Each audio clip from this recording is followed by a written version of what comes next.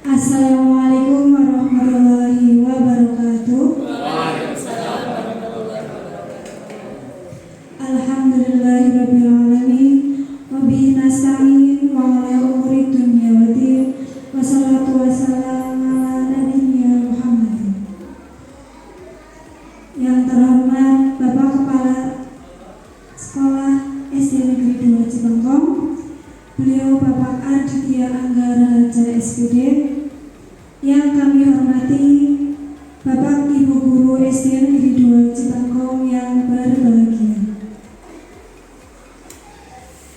Segala puji bagi Allah atas segala nikmat yang diberikan, sehingga pada hari ini kita dapat berkumpul pada kegiatan diseminasi pemahaman budaya positif di sekolahan yang akan disampaikan oleh para calon guru penggerak. Sebelum kegiatan ini dimulai, marilah kita bersama-sama mengawali dengan membaca Bismillah.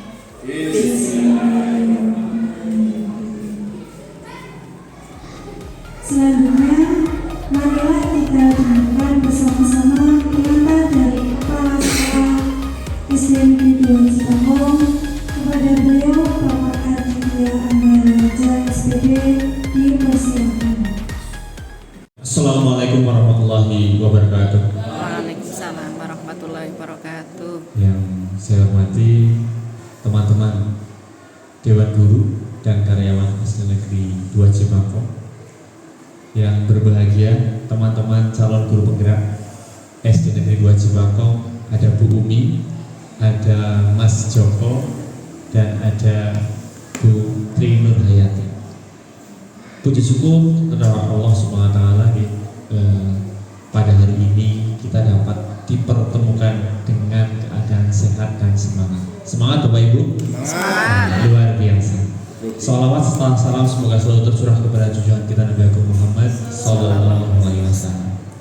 Bapak Ibu yang saya hormati dan para CGP tentunya yang berbahagia, pada kesempatan kali ini adalah kesempatan yang luar biasa. Ada kegiatan diseminasi terkait dengan pemahaman dan pengalaman penerapan budaya positif. Apa sih budaya positif? Tentu ini menjadi angan-angan bersama, pemikiran bersama. Budaya positif ini menopang. Budaya positif adalah keyakinan, hal-hal yang kita yakini, yang kita lakukan, nilai-nilai luhur yang ada dan sudah kita lakukan dalam kehidupan kita sehari-hari di sekolah. Nah, harapannya tentunya nilai-nilai keyakinan ini akan ada di anak didik kita. Untuk apa sih budaya positif ini? Nah, budaya positif ini diharapkan membentuk siswa-siswi SD Negeri 2 Cibangkong yang kritis, dan tentunya harapannya akan menjadi anak-anak hebat yang bertanggung jawab. Terhadap apa? Terhadap kegiatan-kegiatan yang dilakukan. Tentunya dalam menopang anak-anak untuk bisa menghayati budaya positif ini, maka peran kita para guru untuk menerapkan nilai-nilai luhur, nilai-nilai positif yang ada. Nah, Bapak Ibu, tentunya budaya positif ini akan disampaikan oleh para calon guru penggerak yang sudah berkegiatan kurang lebih 2 bulan. Mari Bapak Ibu kita dukung kegiatan para calon guru penggerak ini agar sekolah kita semakin meningkat secara kualitas dan kuantitas tentunya. Kualitas pembelajarannya, kuantitas kegiatannya, dan anak-anak bisa menjadi pribadi yang bertanggung jawab. Mungkin itu, selamat berkegiatan. Nanti harapannya kegiatan diseminasi ini kita semakin terbuka, kita semakin sering berdiskusi untuk menemukan hal yang baru. Begitu saja Bapak Ibu, mungkin dari saya cukup. Apabila ada kesalahan mohon dimaafkan. dan selamat berkegiatan kepada rekan-rekan calon guru bangunan. Tetap semangat. Terima kasih. Assalamualaikum warahmatullahi wabarakatuh. Terima kasih kami sampaikan. Selanjutnya yaitu penyampaian desiminasi oleh para calon guru penggerak. Ada Bu Umi Khotifah, Bu Tri Nur Hayati, dan Pak Joko Adi Prayitno. Waktu sepenuhnya saya serahkan kepada calon guru penggerak. Assalamualaikum warahmatullahi wabarakatuh. Yang terhormat pada Bapak Kepala Sekolah Arditya Anggara Harja SPD, yang kami hormati rekan-rekan guru SD Negeri 2 Cibangkong. Yang pertama, marilah kita senantiasa selalu memanjatkan puja dan bersyukur kehadirat Allah Subhanahu wa Ta'ala yang telah melimpahkan rahmat, taufik, hidayah serta inayahnya sehingga pada kesempatan siang hari ini kita dapat berkumpul bertemu di ruangan aula SD 2 Cibangkong, yaitu dengan tujuan untuk penyebaran pemahaman dan pengalaman penerapan budaya positif. Salawat dan salam tak lupa kita haturkan pada junjungan kita sampai kepada Rasul Muhammad Sallallahu Alaihi Wasallam, Nabi akhir zaman, Nabi yang selalu memberikan kita tuntunan, dan mudah-mudahan selalu kita nanti-nantikan syafaatnya di yaumul kiamah nanti, amin. Bapak Ibu semua yang kami hormati, sebelumnya saya juga mengucapkan terima kasih yang sebesar-besarnya bahwasanya pada kesempatan siang hari ini memenuhi undangan dari kami dalam rangka untuk penyebaran pengalaman penerapan budaya positif, di mana saya telah melakukan ataupun melaksanakan kegiatan pembelajaran program pendidikan guru penggerak angkatan 11 Kabupaten Banyumas. Baik, langsung saja untuk kegiatan hari ini. Tujuan dari kegiatan desiminasi budaya positif yang tertuang dalam modul 1.4 JGP angkatan 11 ini, harapannya dengan kegiatan pada hari ini yaitu yang pertama, peserta dapat mengetahui budaya positif di sekolahan. Kemudian yang kedua tentunya untuk memotivasi untuk diri saya sendiri dan juga rekan guru dan warga sekolah kaitannya dengan menerapkan budaya positif di sekolahan. Nah, untuk kegiatan budaya positif, kegiatan ini dilatar belakangi yaitu filosofi pendidikan menurut Ki Hajar Dewantoro, di mana pembelajaran Ki Hajar Dewantoro itu adalah menuntun siswa sesuai kodrat alam dan kodrat zaman, tentunya untuk dapat mencapai kebahagiaan dan keselamatan hidup setinggi-tingginya. Sebagai seorang guru itu kita diibaratkan sebagai seorang petani, di mana yang memiliki peranan penting untuk menjadikan tanamannya tumbuh menjadi subur. Kita sebagai petani, kita akan memastikan bahwa tanah tempat tumbuhnya tanaman itu adalah tanaman yang cocok untuk kita tanami. Ki Hajar Dewantoro menyatakan bahwa kita ambil contoh perbandingan dengan tumbuh-tumbuhan. Dalam hakikatnya sama kewajiban dengan seorang pendidik yang menanam padi, misalnya hanya dapat menuntut tumbuhannya padi, dia dapat memperbaiki kondisi tanah dengan cara memelihara tanaman padi, memberi pupuk dan air, serta membasmi ulat-ulat jamur yang mengganggu hidup tanaman padi dan lain sebagainya. Nah, kaitannya dengan filosofi Ki Hajar Dewantoro menuntut siswa sesuai dengan kodrat alam dan kodrat zaman. Kita ibaratkan perumpamaan ketika zaman dahulu pada pembelajaran, mungkin kalau bapak-bapak yang sudah senior tahu yang namanya sabak. Sabak itu adalah alat tulis untuk melakukan pembelajaran. Kalau saat ini murid-murid kita gunakan yaitu buku ataupun pulpen sebagai alat bantu untuk menulis. Nah, ini tentunya ketika sabak digunakan pada saat ini sudah tidak relevan lagi, tidak relevan lagi untuk pembelajaran dilakukan pada era digital seperti sekarang ini. Nah, selanjutnya yaitu tujuan dari membangun budaya positif di sekolahan. Itu tujuannya adalah tentunya untuk menumbuhkan karakter anak. Adapun karakter yang diharapkan yaitu menjadi manusia dan anggota masyarakat untuk mencapai keselamatan, kebahagiaan, serta seperti tujuan pendidikan nasional kita, ya, yang tentunya sudah tercantum dalam profil belajar Pancasila. Nah, di depan sudah ada kaitannya dengan konsep-konsep kunci dari budaya positif. Yang pertama yaitu adalah perubahan paradigma belajar.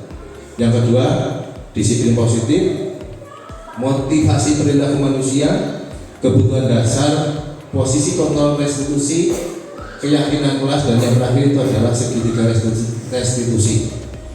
Untuk hari ini, insya Allah kita akan bedah dari konsep-konsep budaya positif ini. Kita akan mengetahui bagaimana perubahan paradigma belajar itu apa dan sebagainya. Baik, untuk menyingkat waktu, langsung saja yang pertama adalah pembelajaran dengan paradigma baru. Pembelajaran dengan paradigma baru adalah pembelajaran yang dirancang berdasarkan prinsip berdiferensiasi. Mungkin sudah beberapa kali kita mendengar apa itu berdiferensiasi. Di mana berdiferensiasi itu adalah pembelajaran yang tentunya untuk memerdekakan murid atau belajar sesuai dengan kebutuhan murid.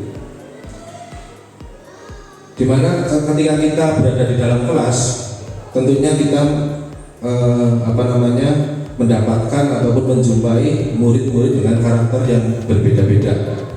Ada murid yang diterangkan, misalnya dalam pembelajaran di kelas hari ini adalah untuk ekosistem manusia, ataupun kalau dalam olahraga saya itu adalah roll depan ataupun guling depan. Ada anak yang bisa melihat ataupun bisa memahaminya dengan cara melihat ataupun diterangkan saja anak bisa melihat, dan juga ada anak yang bisa memahaminya dengan ketika anak kita berikan contoh, misalnya kita lihatkan video pembelajaran, anak bisa tahu. Dan ada anak juga yang ketika bisa memahaminya dengan gurunya harus mempraktekkan atau harus melihat secara langsung gerakan roll depan. Nah ini ada berbagai macam kondisi saat ini ataupun realita yang ada pada sekarang ini. Tentunya kita sebagai guru harus bisa memahami dan mencukupi kebutuhan itu. Itu adalah prinsip dari berdiferensiasi. Baik, untuk selanjutnya yaitu adalah disiplin positif. Nah, ketika kita mendengar disiplin positif, apa yang kita bayangkan? Nah, ini mungkin dari teman-teman semuanya ada yang sudah mengetahui, mungkin ada yang ingin menyampaikan apa itu disiplin positif. Ya, monggo Pak Kisno. Ini menurut pengertian saya untuk disiplin positif itu adalah melaksanakan segala sesuatu tepat waktu. Ini contoh. Ya, terima kasih kepada Pak Sukisno, kita berikan apresiasi dengan tepuk tangan yang sangat meriah sekali. Ya, terima kasih ya. Itu betul sekali apa yang sudah disampaikan oleh Pak Sukisno, misalnya datang dengan tertib ataupun datang tepat waktu ataupun dengan kedisiplinan. Nah, selanjutnya ini adalah kaitannya dengan disiplin positif adalah suatu pendekatan untuk menerapkan disiplin dari dalam diri untuk tanpa adanya bentuk hukuman atau hadiah. Nah, kita sebagai guru kaitannya dengan disiplin positif tentunya kita harus mencontoh pada murid-murid kita. Ketika kita ketika berjalan misalnya menuju ke kelas, dalam perjalanan tersebut kita menjumpai terdapat sampah yang ada di lapangan ataupun yang ada di halaman, dan kita sebagai guru mengambil sampah tersebut. tanpa disadari ada beberapa murid kita yang melihat kita sedang mengambil sampah. Nah, hal tersebut adalah satu bagian dari guru sebagai teladan untuk murid-murid kita. Nah, itu adalah termasuk bagian dari salah satu disiplin positif. Nah, yang berikutnya adalah nilai-nilai kebajikan universal. Sesuai dengan profil pelajar Pancasila, bahwa profil pelajar itu menekankan yaitu adalah menjadi murid yang beriman, bertakwa, terus kemudian berakhlak mulia, mandiri, bernalar kritis, kebinekaan global, bergotong royong, dan serta kreatif. Ini adalah ciri-ciri dari profil pelajar Pancasila. Berikutnya, sesuai dengan arahan ataupun standar pendidikan nasional, bahwa dalam rangka menciptakan lingkungan yang positif, tentunya kita setiap warga sekolah pemangku kepentingan perlu saling mendukung, menghayati, menerapkan nilai-nilai kebajikan yang telah disepakati bersama. Tentunya untuk menerapkan tujuan mulia tersebut, sebagai seorang pemimpin belajar perlu berjiwa kepemimpinan sehingga dapat mengembangkan sekolah dengan baik agar terwujud suatu budaya sekolah yang positif. Dari hal ini tentunya kaitannya dengan budaya positif ini tidak mungkin terlepas dari hanya kepala sekolah saja yang bisa melakukan disiplin positif, atau gurunya saja mungkin yang bisa melakukan disiplin positif, tetapi semua elemen ataupun ekosistem yang ada di sekolah. Ekosistem itu apa? Ekosistem yang ada di sekolah ya kita sebagai guru, kepala sekolah, kemudian didukung oleh murid-murid kita, bisa juga dilakukan oleh kantin, tendik, dan lain sebagainya. Dengan harapan tujuan budaya positif itu untuk menerapkan disiplin adalah terbentuk murid-murid yang berkarakter, berdisiplin, santun, jujur, peduli, tanggung jawab, dan merupakan pembelajar sepanjang hayat. Nah, contohnya tadi yang berkarakter, murid yang berkarakter itu adalah salah satunya ketika membuang sampah. Membuang sampah itu harus pada tempat sampah. Ketika kita melihat sampah, kita membuangnya pada tempat yang sudah disediakan. Disiplin, contohnya datang tepat waktu dan lain sebagainya. Yang selanjutnya, nah ini adalah kaitannya dengan restitusi. Restitusi itu adalah proses menciptakan kondisi bagi murid untuk memperbaiki kesalahan mereka, sehingga mereka bisa kembali pada kelompok mereka dengan karakter yang lebih kuat. Nah, ini di sini ada proses kolaboratif yang tentunya mengajarkan murid untuk mencari solusi untuk masalah dan membantu murid untuk berpikir tentang orang seperti apa yang mereka inginkan dan bagaimana mereka harus memperlakukan orang lain. Ketika murid mungkin datang terlambat, nah ini kita gali, ini biar kita datangi murid tersebut atau kita panggil murid tersebut, kenapa sih kok bisa telat? Dan yang paling penting di situ ada murid bisa memecahkan masalah sendirinya. Misalnya, kenapa sih ini terlambat? Berarti solusinya bagaimana? Mungkin dengan bangun lebih awal, ataupun di alarm dan tidur pada malam hari ini tidak terlalu malam. Itu adalah nantinya murid yang akan mencari solusi ataupun materi masalah tersebut. Di sini untuk ciri-ciri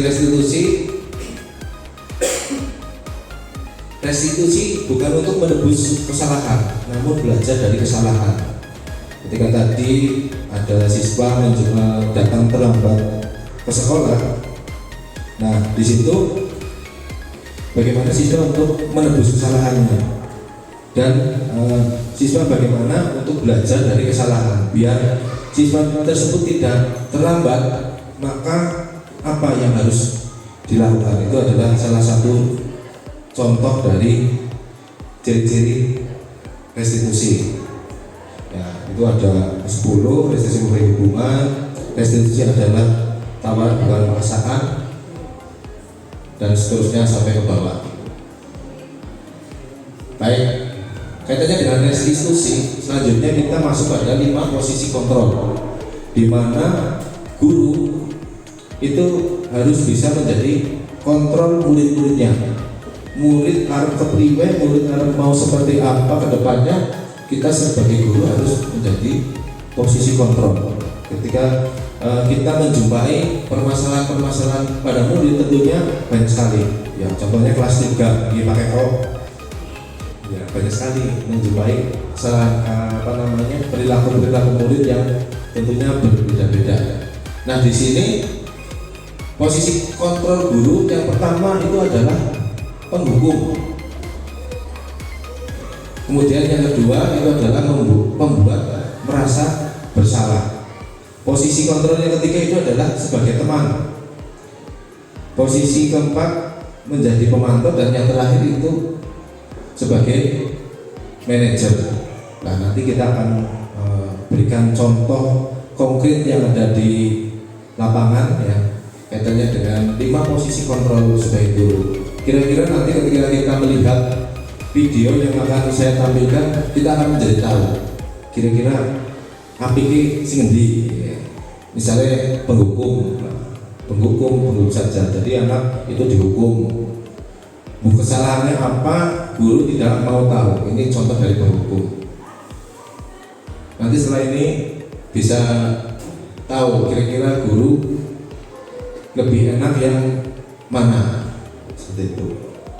Nah, di depan akan saya tampilkan posisi kontrol yang pertama, itu adalah posisi sebagai penghukum.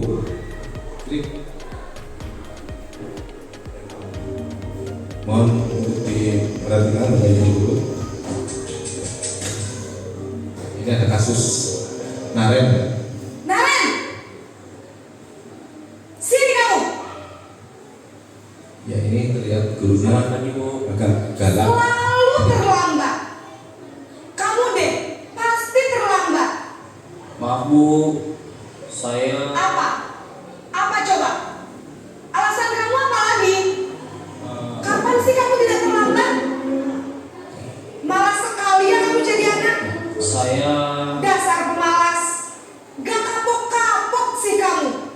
Sudah berapa kali terlambat? Sana, kamu keliling lapangan basket 2 kali. kenapa saya harus keliling lapangan basket Bu? Kenapa? Kamu mau lawan ibu? Berani-beraninya jawab. Ngeri, Pak. Sudah terlambat, masih berani jawab pula. Sekarang, keliling lapangan basket 5 kali sekalian. Biar kapok. Cepat. Pergi sana ke lapangan basket. Gawat. Ya, mungkin di sini tidak ada guru yang seperti ini ya. Ini hanya untuk pengetahuan ataupun contoh yang ada ketika kita menjadi posisi penghukum. Di mana dalam posisi penghukum tersebut tadi dijelaskan guru berbicara dengan nada tinggi. Ketika menjumpai anak di depan tadi, itu adalah kasus Naren yang datang terlambat sekolah 20 menit. Ini gurunya berbicara dengan nada tinggi alias marah ya. Kemudian yang selanjutnya itu adalah menunjuk-nunjuk, menyakiti dan menyindir. Nah, hukumannya bisa berupa fisik maupun psikis. Tadi kaitannya dengan hukuman fisik itu Naren disuruh apa ini?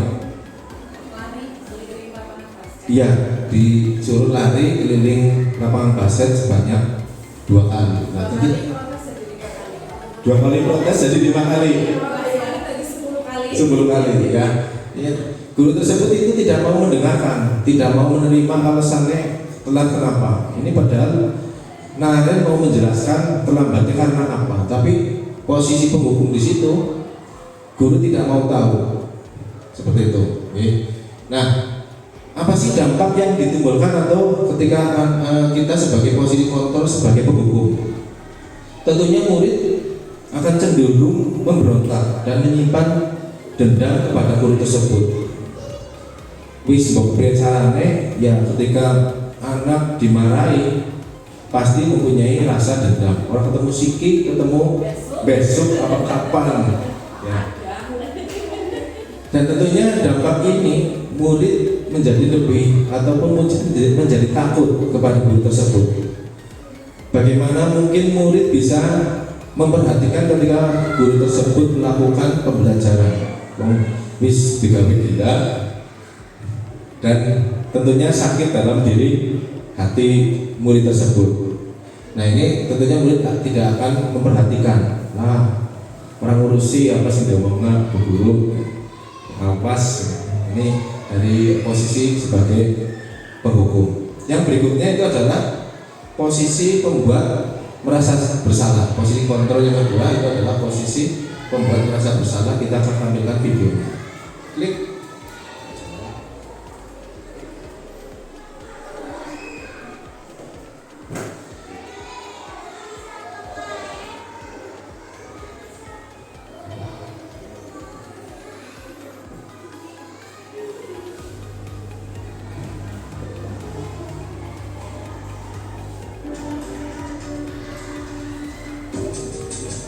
Ini masih dalam kasus Naren yang kedua. Posisi pembuat merasa bersalah. Sekali lagi.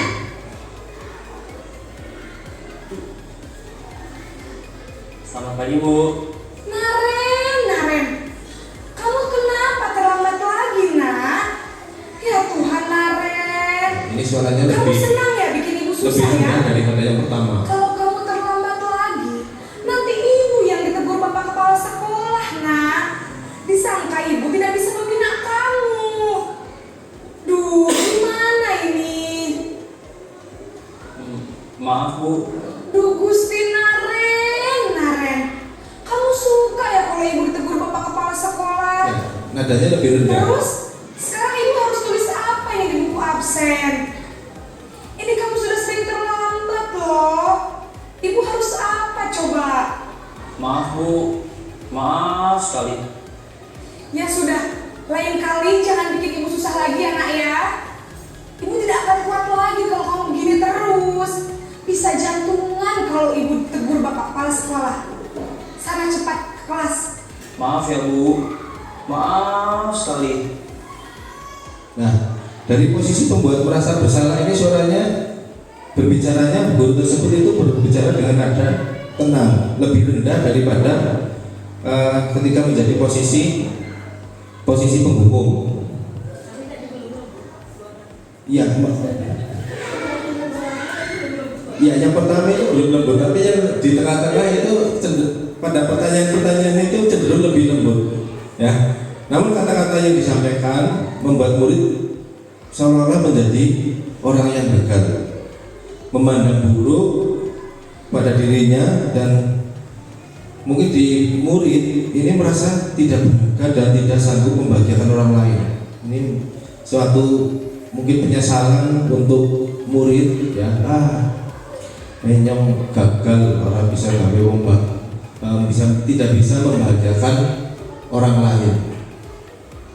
Nah, dari contoh posisi kontrol pembuat merasa bersalah, dampaknya apa Bapak Ibu? Dampaknya itu adalah yang terjadi adalah murid akan menganggap dirinya merasa bersalah dan akan menyimpan emosi negatif dalam dirinya.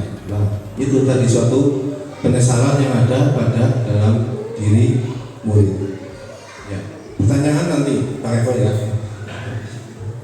Yang berikutnya ini akan saya tampilkan posisi teman, tinggal sebentar lagi Bapak Ibu. Klik. Ini berbeda lagi ketika kita menjadi mengambil pada posisi kontrol sebagai posisi teman.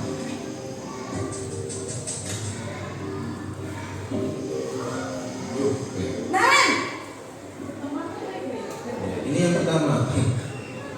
Nanti di tengah. Selamat pagi Bu. Wah, sudah jam berapa ini nak? Terlambat lagi ya saya. Iya Bu. Habis ibu saya lupa membangunkan saya Bu.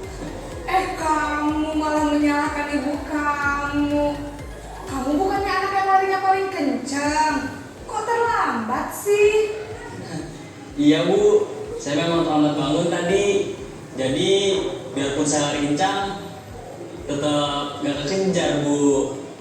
Ya sudah sana, nanti lain kali larinya lebih kenceng lagi ya, biar gak terlambat lagi. Bikin seneng ibu, demi ibu, bisa kan?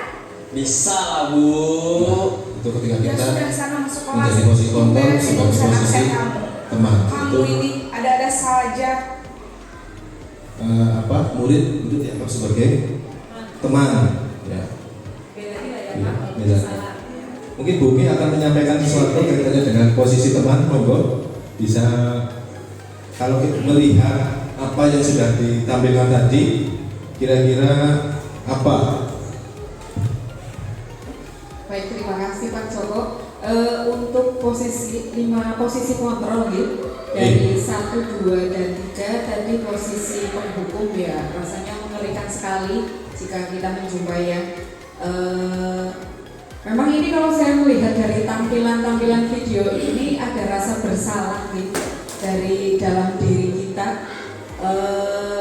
Terima kasih ini sudah mengingatkan posisi-posisi kami ketika menjadi seorang pendidik. Yang pertama penghukum, mungkin kita semua pernah berada di posisi seperti ini. Yang kedua juga membuat rasa bersalah. Kalau saya pribadi 1 sudah pernah, 2 sudah pernah, yang ketiga juga sudah pernah. Jadi saya menunggu posisi yang paling ideal Pak dari posisi kontrol ini nanti yang gimana. Ya. Kalau yang sebagai teman, kalau posisinya seperti tadi, menurut saya ini jadi semacam pembelaan terhadap anak, padahal anak tersebut melakukan kesalahan. Jadi anak nanti merasa lah dibela gurunya ini, jadi tidak ada rasa jera yang akan menimbulkan rasa disiplin dari dalam diri. Demikian Pak Joko, terima kasih. Ya, terima kasih plus yang sangat meriah untuk Bu Umi Khotifah ya. Terima kasih sudah menceritakan apa itu dari ketiga posisi, masih menunggu 2 posisi. Ya, katanya dengan posisi teman tadi, Bapak Ibu, ini akan berbahaya sehingga ketika anak melakukan kesalahan bisa jadi murid ataupun anak itu akan lari kepada guru tersebut. Nah, aku kepengennya ketemu Bu Umi baik lah, si mempenakan, orang yang mempenakan. Nah, pokoknya mesti aku lolos orang dongeng. Nah, itu ketika menjadi posisi teman. Yang berikutnya, Bapak Ibu, saya nambahin dulu itu yang masalah posisi teman. Kalau saya lihat posisi teman itu mungkin hanya berlaku kalau kesalahannya itu tidak berulang-ulang.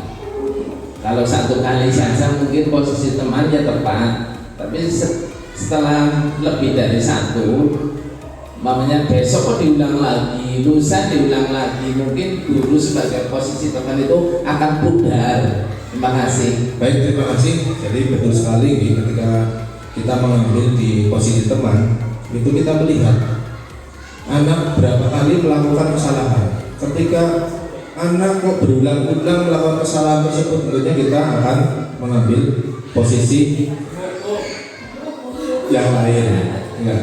Ini baru 3 posisi, kurang 2 lagi, ya Bapak Ibu. Baik, untuk selanjutnya yaitu adalah di posisi teman. Nah, ini ya posisi teman. Tadi guru itu berbicara dengan nada suara ramah. Nah, suaranya adem lah, tentunya untuk menjaga suasana tetap santai. Kelihatannya di video tadi itu akrab dengan guru dan lebih condong bersendaguro. Wis melakukan kesalahan, tetapi masih ada sendaguro yang ada di situ. Ini dampaknya akan luar biasa, Bapak Ibu. Terus untuk berikutnya itu adalah posisi pemantau atau monitoring. Kita lihat seperti apa ketika kita menjadi posisi pemantau atau monitor. Nah, ini gerakannya ini.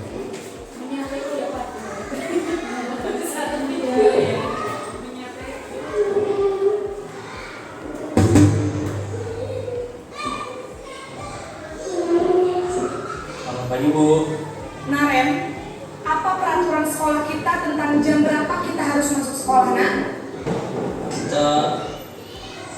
harus di sekolah jam 7, Bu. Iya betul, sekarang sudah jam 7.20. Naren sudah tahu konsekuensinya jika terlambat hadir. Paham, Bu. Saya harus tinggal kelas pas jam istirahat selama 20 menit. Iya benar, konsekuensinya demikian. Jadi nanti jam 9.30 pas istirahat, kamu harus tinggal di kelas, kerjakan tugas tambahan untuk ketertinggalan kamu, ya? Baik, Bu. Baik, ini ketika kita sebagai posisi penonton, sebagai pemantau atau monitor gitu. Nah, dalam posisi pemantau itu kita hanya mengandalkan penghitungan ataupun mengandalkan aturan yang telah dibuat. Tentunya guru mengarahkan murid pada peraturan atau konsekuensi yang telah ditentukan. Ketika misalnya anak datang terlambat sekolah, ya di situ ada konsekuensi. Misalnya harus mengerjakan PR ataupun mengerjakan PR ataupun harus lari ke lapangan. Nah, ini sebagai posisi pemantau.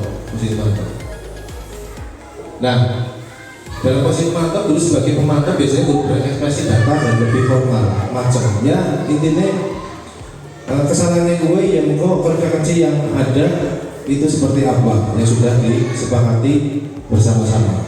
Baik, yang terakhir Bapak Ibu, ketika kita guru itu sebagai posisi manajer.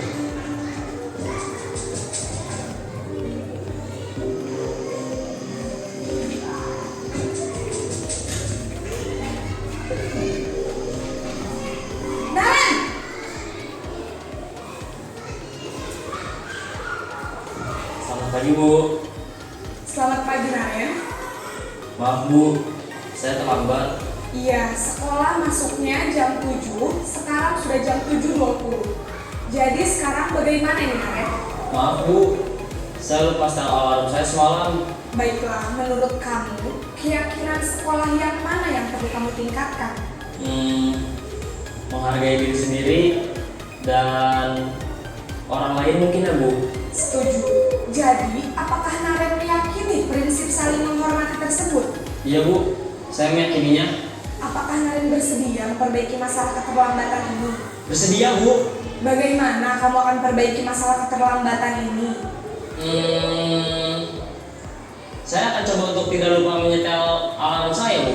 Baik, kalau Naren lupa menyetel alarm di rumah, ada orang yang kira-kira bisa bantu mengingatkan tidak? Ada, Bu. Kakak saya, Kak Emma. Ada lagi selain Kak Emma? Selain Kak Emma, ada ibu saya. Baik, jadi yang mengingatkan Naren adalah Kak Emma dan ibu kamu, ya? Kira-kira akan mulai setel alarm kapan ya, Naren? Setelah pulang sekolah, akan segera saya lakukan. Baik, jadi Naren akan setel alarm untuk bangun besok pagi dan akan diingatkan oleh kakak dan ibunda Naren, ya? Ada lagi yang mungkin perlu dilakukan, Naren, agar tidak terlambat bangun lagi? Tidak ada, Bu. Baik, Naren, terima kasih untuk kerjasama kamu. Sekarang kamu perlu kembali ke kelas untuk belajar. Baik, Bu. Terima kasih. Di situ ketika posisi kontrol guru sebagai posisi manajer, ya, sebagai malaikat. Kira-kira dari keselima posisi mana yang kira-kira ya untuk mudah diterapkan di sekolah kita? Mungkin Putri di posisi yang mana setelah melihat kelima video tadi?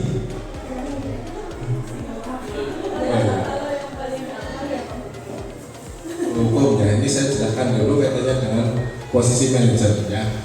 Posisi manajer itu adalah posisi kontrol yang tentunya disarankan untuk membimbing murid untuk memiliki disiplin yang positif yang baik. Seperti yang disampaikan tadi, Putri menginginkan sebagai posisi manajer, ya, betul sekali, ya. Nah, di situ dilatih dalam posisi manajer, murid dilatih menjadi murid yang mandiri dengan kemandirian serta bertanggung jawab serta dapat memecahkan masalah dengan sendirinya. Nah, kaitannya dengan bertanggung jawab di sini, ketika aturannya jam 7 harus masuk, ya murid tersebut harus masuk jam 7. Nah, ketika melakukan kesalahan, terus apa yang solusi permasalahan itu seperti apa untuk memecahkan masalah yang ada? Berarti kan dengan bangun lebih pagi ataupun tidak tidur terlalu malam sehingga murid bisa datang ke sekolah tepat waktu. Dari tujuan di sini, murid dapat merelaksasi ataupun merefleksi asal atas tindakannya. Nah, guru dengan tulus akan memberikan pertanyaan-pertanyaan bermakna, ya, kemudian sehingga murid dapat belajar dari kesalahan yang sudah dibuat. Mungkin Pak Eko kira-kira di posisi yang mana yang sudah pernah dialaminya, kita bisa sharing dengan teman-teman yang lain. Silakan, monggo. 1, 2, 3, 4 ya. Berarti yang pertama posisi guru sebagai penghukum sudah pernah dilakukan. Yang kedua posisi teman membuat rasa bersalah. Rasa bersalah. Iya. Terus Sebagai teman juga sudah pernah dilakukan. Yang keempat sebagai posisi pemantau. Iya. Yang kelima sudah atau belum ini Pak Eko? kayaknya sudah, tapi Sudah. ya jarang dilakukan. Ya, mudah-mudahan setelah kita mengetahui ataupun pembelajaran pada kesempatan siang hari ini, kita ya kalau bisa menuju pada posisi manajer. Mungkin dari sini ada pertanyaan. Yang tak pernah kemana? Ya, terima kasih. Ya, tadi sudah kita lihat video-videonya, dan posisi yang paling ideal memang posisi manajer. Tapi itu ya tentunya gurunya harus sabarnya luar biasa, dan Khususnya Jawa. iya. Dan mungkin itu untuk kesalahan yang 1-2 kali. Kalau seperti itu diulangi lagi mungkin ya kesabaran gurunya juga menipis ya. Nah, di sini saya akan bertanya Pak Joko. Itu tadi di posisi manajer tadi kan sudah diberikan solusi-solusi nggih. Nah, tapi di akhir video tadi saya melihat dia sudah sana kamu masuk ke kelas begitu. Nah, apakah hukuman itu tetap ada atau di posisi manajer itu hukumannya tidak ada begitu? Ya, terima kasih. Ya, terima kasih atas pertanyaan yang sudah disampaikan ya. Ketika kita menjumpai murid-murid dengan melakukan kesalahan, ketika kita menjadi posisi manajer, tentunya ini bukan suatu hukuman. Kita kembalikan ke konsekuensi yang ada. Jadi bukan hukuman yang yang dilakukan. Ya, kita nantinya akan mempelajari yang namanya segitiga restitusi. Di sini bukan hukuman tetapi konsekuensi. Ketika gimana Bu Umi mungkin bisa ditambahkan oleh rekan saya dari JGP ada 11 juga pada Bu Umi Latifah. Iya, tadi melihat video yang sudah ditayangkan itu kan, kemudian anaknya disuruh masuk deh. Jadi tidak ada konsekuensi, tidak ada hukuman yang diberikan. Karena posisi manajer ini, guru itu menggali kesadaran dari dalam siswa. Jadi tujuannya siswa ini dibuat sadar dulu, tahu kesalahannya apa.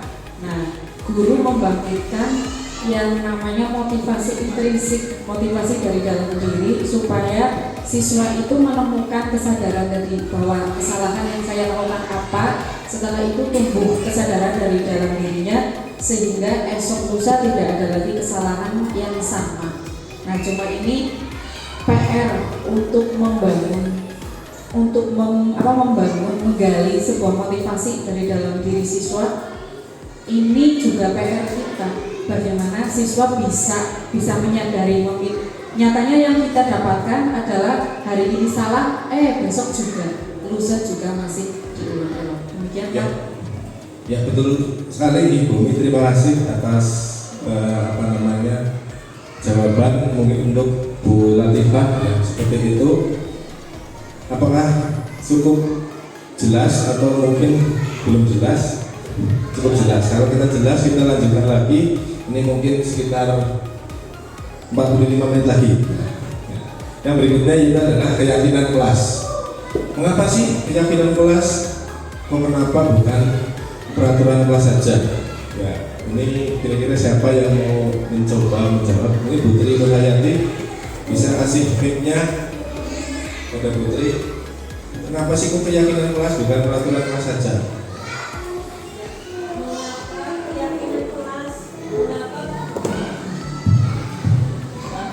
Ya, mengapa keyakinan kelas?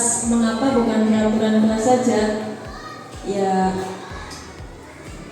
karena peraturan itu biasanya terpaksa, mungkin seperti itu ya Pak Joko. Peraturan itu kan biasanya sudah ada, jadi murid itu tinggal mengikuti saja. Nah, bagi mungkin ada sebagian murid yang tidak bisa sehingga mereka menjadi melanggar peraturan itu. Tapi kalau keyakinan itu datangnya dari hati, mungkin seperti itu. Contoh yang mungkin contoh konkretnya gitu ya, dari peraturan kelas kira-kira apa Bu Tri? Contoh peraturan kelas menurut saya tidak boleh masuk kelas terlambat atau mungkin tidak boleh membolos. Mungkin ada murid yang tanpa izin, tanpa keterangan itu tidak berangkat, itu kan sehingga dicari-cari oleh gurunya, ini si A mana ini tidak berangkat seperti itu. Terus sekali gitu, terima kasih atas jawabannya ataupun jawabannya dari Bapak Ibu. Selanjutnya Ibu sekali ya, keyakinan kelas itu adalah nilai-nilai kebajikan universal yang telah disepakati secara tersirat dan tersurat, artinya lepas dari latar belakang suku, negara, bahasa, agama. Nah, harapannya dengan nilai-nilai keyakinan kelas tadi itu dapat menumbuhkan motivasi seseorang dari dalam. Itu oke. Nah, ini untuk pembentukan keyakinan kelas ini biasanya yang disampaikan tadi Putri, ya, kata-katanya itu bersifat lebih abstrak, yang lebih rinci dan lebih konkret. Tentunya dibuat dengan dalam bentuk kalimat yang positif. Nah, supaya tidak terlalu banyak, mudah dimengerti oleh murid-murid kita semuanya. Terus untuk berikutnya itu, nah ini adalah contoh dari keyakinan kelas yang disampaikan Bu Tri tadi. Yang pertama itu contohnya masuk kelas sebelum jam 7. Nah, yang kedua adalah mengerjakan PR di rumah dan lain sebagainya sampai ke bawah. Itu adalah contoh dari keyakinan kelas. Nah, keyakinan kelas ini dibuat berarti bareng-bareng, bukan hanya gurunya saja yang membuat, tetapi dibuat bareng-bareng dengan murid. Jadi anak ataupun murid diberi kesempatan untuk memberikan kalimat-kalimat yang merasa dirinya meyakini. Misalnya anak masuk kelas sebelum jam 7, nah itu ketika disepakati boleh kita tulis di dalam peraturan kelas. Terus ketika peraturan kelas dilanggar ataupun murid tidak taat, kita kembalikan lagi pada keyakinan kelas yang ada. Kira-kira keyakinan kelasnya perlu diganti ataupun bagaimana, nah, seperti itu agar keyakinan kelas itu bisa berjalan dengan baik. Nah, ini untuk kebutuhan dasar manusia, bertahan hidup, kasih sayang dan rasa diterima, bukan diterima, urusan penguasaan kebutuhan pengakuan, kebebasan, kesenangan. Ya, ini saya. Yang berikutnya ini adalah segitiga restitusi. Segitiga restitusi itu adalah suatu proses atau dialog yang dijalankan oleh guru atau orang tua agar dapat menghasilkan murid yang mandiri dan bertanggung jawab. Di situ ada segitiga, ya, gambarnya Bapak Ibu. Yang pertama itu adalah validasi tindakan yang salah, menstabilkan identitas, menanyakan kelas dan validasi tindakan yang salah. Ini untuk menstabilkan identitasnya, karena waktu juga sudah cukup siang, Bapak Ibu kita percepat. Bagian dari proses pembelajaran menggeser identitas. Validasi tindakan yang salah. Nah, ini guru akan bergeser dari pemikiran stimulus respon menjadi lebih proaktif. Tentunya dalam validasi tindakan yang salah, ini yang perlu digarisbawahi adalah pernyataan yang disampaikan itu dengan nada suara yang tidak menghakimi atau memojokkan murid yang melakukan kesalahan. Terus menanyakan keyakinan di situ, menyatakan bahwa pada dasarnya kita termotivasi secara intrinsik saat perilaku telah divalidasi, maka murid tidak siap mengaitkan keyakinan dengan tindakan yang salah. Nanti untuk contoh konkret yang ada pada studi revisi akan kami sampaikan di lain kesempatan di Bapak Ibu. Nah, itu adalah keyakinan kelas. Intinya untuk Waalaikumsalam warahmatullahi wabarakatuh. Fadil ya, sini masuk Dil, duduk di sebelah Pak Guru. Nah, Fadil sudah sholat duhur apa belum? Alhamdulillah sudah sholat duhur ya. Fadil tahu nggak apa Fadil dipanggil ke sini? Tidak, Pak. Ya, Fadil di pagi saat bilangan langsung, Pak Guru melihat Fadil mencontek pekerjaan Fadil, yaitu Evan yang ada di tempat itu betul apa tidak? Kalau kamu ceritakan kenapa kamu bisa mencontek.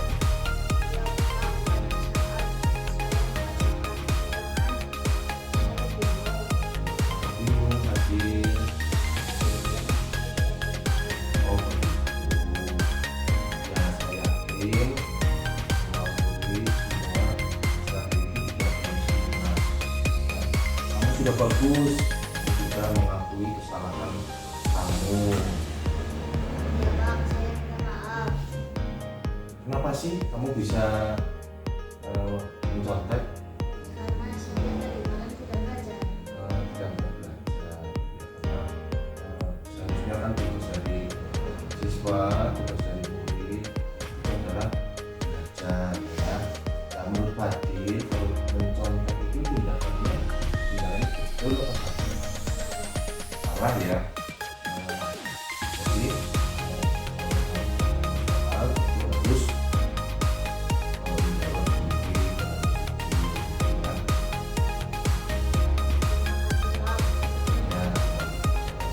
ya, Fadil.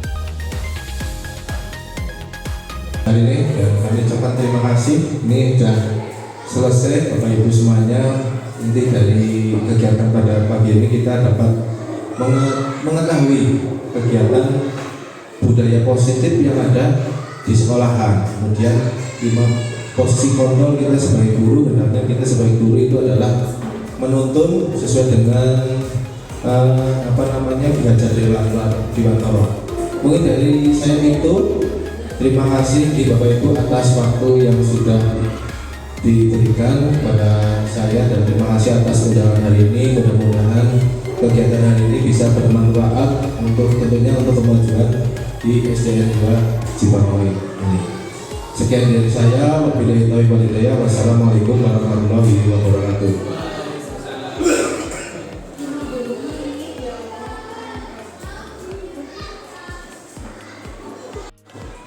Ya, demikian tadi diseminasi pemahaman budaya positif di sekolah. Semoga kita bisa mewujudkan budaya positif sehingga dapat terwujud sekolahan yang aman, menyenangkan, dan bermanfaat. Saya selaku pembawa acara meminta maaf apabila banyak kesalahan. Terima kasih. Wassalamualaikum warahmatullahi wabarakatuh.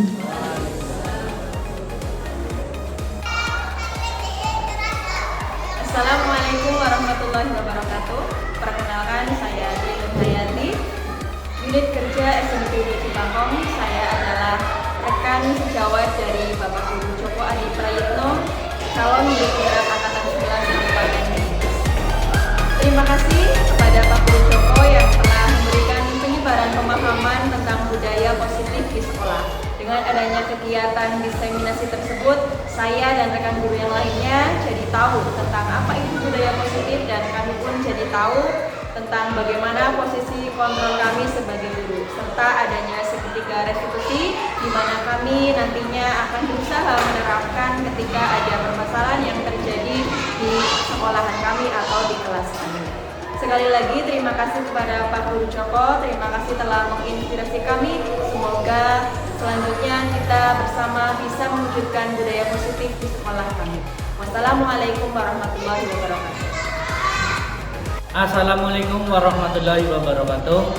Perkenalkan, saya Eko Indrianto, guru kelas 3 SD Negeri 2 Cibangkong. Saya adalah rekan sejawat dari Bapak Joko Adi Prayitno pada Satuan Pendidikan SD Negeri 2 Cibangkong. Menurut saya, kegiatan destinasi yang dilakukan oleh Bapak Joko sangat menginspiratif budaya positif. Saya menjadi paham bagaimana cara menerapkan budaya positif di sekolah selama ini dalam pemaparannya kemarin terhadap 5 posisi kontrol guru, sehingga saya lebih paham posisi kontrol yang ideal bagi guru. Sukses untuk CGP Angkatan 11. Wassalamualaikum warahmatullahi wabarakatuh. Assalamualaikum warahmatullahi wabarakatuh. Perkenalkan, saya Tia, guru kelas 2. Saya rekan sejawat dari Bapak Joko Adi Prayitno pada Satuan Pendidikan SD Negeri 2 Cibangkong. Menurut saya, kegiatan diseminasi budaya positif yang dilakukan oleh Bapak Joko sangat menginspiratif, karena saya menjadi paham bagaimana cara menerapkan budaya positif di sekolahan.